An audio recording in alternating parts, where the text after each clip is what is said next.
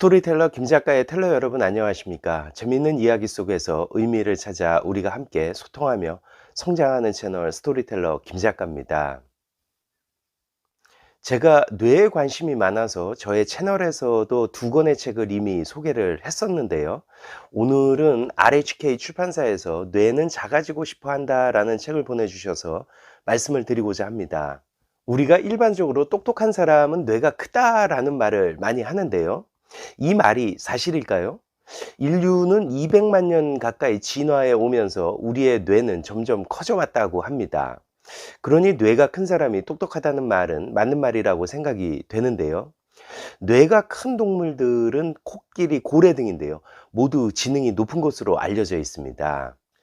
그런데 말입니다. 약 2만여 년 전 예상치 못한 변화가 일어났다고 하는데요. 인간의 뇌가 돌연 작아지기 시작했다는 것입니다. 그러면 우리는 의문이 생기지 않을 수밖에 없습니다. 왜 우리 인간의 뇌가 돌연 작아졌는지, 또 뇌가 작아졌음에도 불구하고 어떻게 더 똑똑해졌는지 말입니다. 이 책은 이처럼 궁금증을 자아내며 재미있게 시작을 합니다.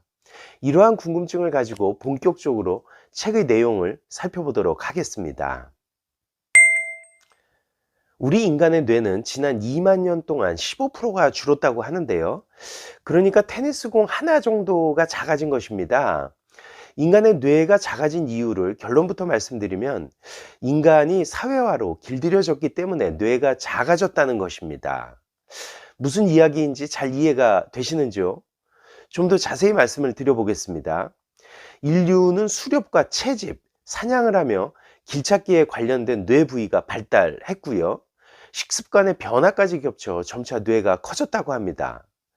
그런데 아프리카의 기후변화로 숲이 줄고 초원이 늘어나자 인류는 천적들에게 빠르게 달아나기 위해 직립보행을 시작했습니다.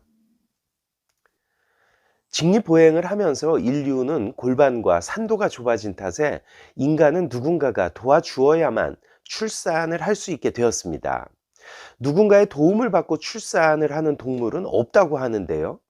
그리고 또 모든 동물은 출산 후에 새끼가 스스로 자립해서 어미 젖을 바로 찾아 먹으며 성장하게 됩니다. 그러나 인간은 미숙한 상태로 아이가 태어나서 오랫동안 보살핌을 받아야만 합니다. 다시 정리하면 인간은 살아남기 위해서 직립보행을 하게 되었으며 직립보행으로 인하여 골반이 작아졌고 그래서 산모는 누군가의 도움을 받으며 미숙한 아이 상태로 힘든 출산을 하게 된다는 것입니다. 그러므로 당연히 인간의 유년기는 길어졌고 이 기간 동안에 아이는 사회 무리에서 배척되지 않도록 예의 바르게 행동하는 법을 배워야 했다는 것입니다. 이러한 과정에서 우리의 테스토스테론 수치가 낮아졌다고 하는데요.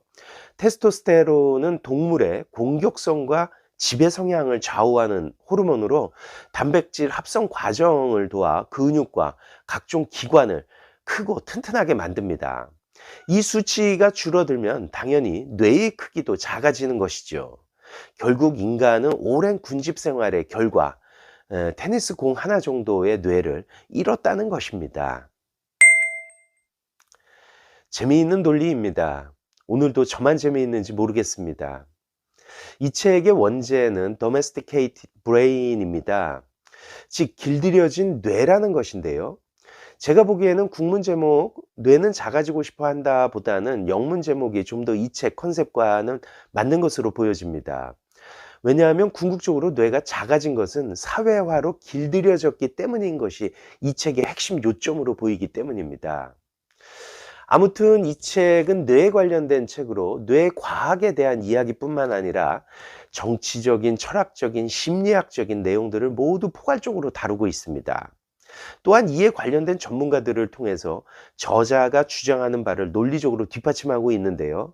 그래서 이 책에는 장자크 루소, 토마스 홉스, 리처드 도킨스, 찰스 다윈, 마키아벨리 등 수많은 사람들이 이야기가 함께 언급되고 있습니다.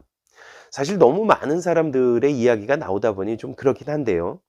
우리의 뇌가 이처럼 모든 분야에 연관되어 있다는 생각도 다시 하게 됩니다. 책은 6개의 장으로 구성이 되어 있습니다.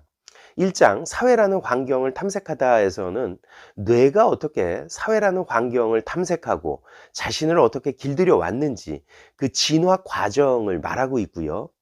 2장 뇌는 어떻게 결정을 내리나에서는 뇌가 어떤 식으로 세상을 인지하고 결정을 내리는지 그 메커니즘을 설명합니다.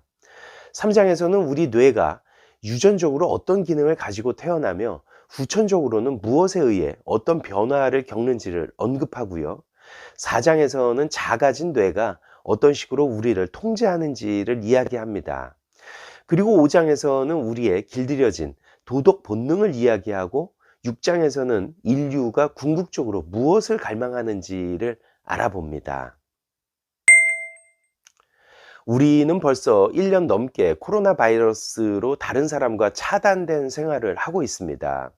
이로 인해서 코로나 블루를 호소하는 사람들이 폭발적으로 증가하고 있는데요. 그런데 혹시 코로나 팬데믹 이전의 우리 생활을 기억하시나요? 코로나 이전에는 사람들의 관계에서 오는 피로를 호소하며 퍼스널, 개인주의, 1인 등의 단어가 키워드였습니다. 그러나 막상 사람들의 접촉이 단절되자 비로소 깨달은 것이죠. 인간은 누군가와 연결되어 싶어 한다는 것을 말입니다. 우리 인간은 다른 사람이 나를 어떻게 볼 것인가 하는 것이 우리가 하려는 일들의 가장 중요한 동기라고 합니다. 대부분의 사람은 벗과 타인의 격려 속에서 사회생활을 할 때 가장 행복합니다. 만약 누군가가 의도적인 배척과 따돌림을 받는다면 이것은 타인에게 신체적인 해를 가하지 않으면서 내릴 수 있는 가장 잔인한 형벌입니다. 왜 집단이 그렇게 중요하고 왜 우리는 다른 사람의 생각을 그렇게 신경 쓸까? 라고 했을 때 이 책은 인간의 뇌가 그렇게 진화했기 때문이다 라는 것입니다. 인간의 뇌는 우리를 사회적 인간으로 만들도록 진화했다는 것이죠.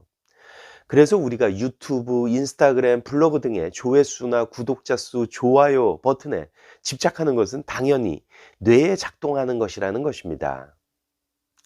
우리의 뇌가 작아졌다라는 사실은 단순한 팩트입니다. 하지만 이 팩트가 의미하는 바를 추적해 본 사람은 인류의 다른 모습을 상상해 볼 수 있을 것입니다. 인류는 이제 전혀 다른 세계를 맞이하게 되었습니다. 지금 코로나 백신 접종이 이루어지고 있지만 백신 접종이 완료되어 대면 사회로 회귀한다 하더라도 우리는 다시는 예전과 같은 세상에서 살 수 없다는 사실을 알고 있습니다.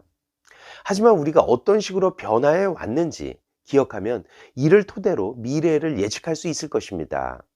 앞으로 우리의 뇌가 더 커질 것인가 아니면 더 작아질 것인가 이에 대한 해답을 정확히 알 수는 없지만 한 가지 분명한 것은 우리가 본성이라고 믿는 것들은 거의 살아남기 위해 스스로 만들어 온 것이며 우리가 달라진 시대에 발맞추어 또 자신을 길들여가며 살아남을 것이라는 것입니다. 이 책에서는 뇌의 결정 구조, 유전적인 영향과 환경적인 영향에 대한 이야기, 전두엽의 역할과 이의 손상으로 발생되는 사건 등 재미있는 이야기가 많이 있습니다. 뇌에 관련된 책은 언제 읽어도 유익하다는 생각을 하는데요. 특히 요즘과 같은 코로나 시대에 우리가 왜 더 고통스러워하는지 재미있게 읽을 수 있는 책이어서 좋았습니다. 지금까지 재미있는 이야기 속에서 의미를 찾아 우리가 함께 소통하며 성장하는 스토리텔러 김 작가였습니다. 감사합니다.